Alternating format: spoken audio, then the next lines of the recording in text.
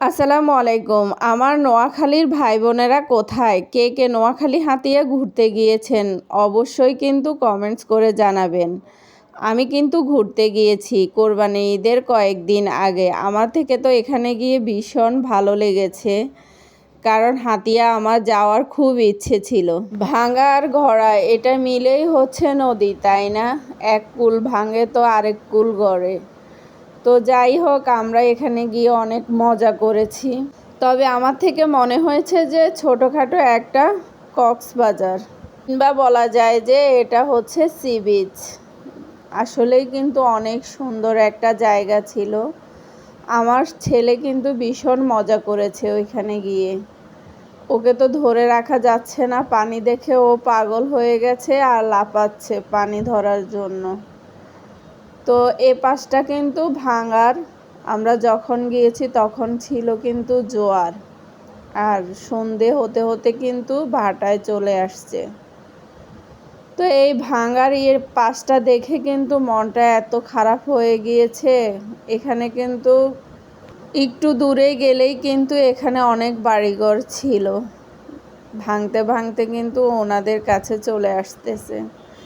যাই হোক, আমরা গিয়েছিলাম এখানে আমার এক ভাইয়ের সাথে, উনি সহ ওনার ওয়াইফ, আমরা সবাই মিলে অনেক মজা করেছি এখানে গিয়ে।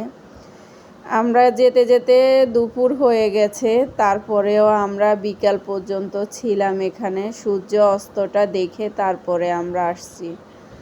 জোয়ারের সময় গিয়েছি, এখন কিন্তু ভাটা নামতেছে, দেখতেই পাচ্ছেন। ঢেউটা কিন্তু আস্তে আস্তে ছোট হয়ে আসছে, তাই না? সূর্য অস্ত যাওয়ার সময় কিন্তু দেখতে ভীষণ ভালো লেগেছে। আর আস্তে আস্তে যখন ভাটা নামতেছে তখন কিন্তু পানির স্রোত কমে যাচ্ছে। দেখেন আমার ছেলেটা অনেক মজা করতেছে, আর এই ভিউটা দেখার মতো ছিল। যাই হোক, আমরা সবাই কিন্তু অনেক মজা করেছি এখানে গিয়ে। তো আমাদের নোয়াখালীর থেকে কিন্তু এই হাতিয়াটা বেশি দূর না, তাই না? সবাই ইচ্ছে করলে গিয়ে ঘুরে আসতে পারেন। এত সুন্দর জায়গা, যেই কারো মন ভালো হয়ে যাওয়ার মতো। আমাদের নোয়াখালীতে কিন্তু দেখার মতো অনেক সুন্দর সুন্দর জায়গা আছে, তাই না?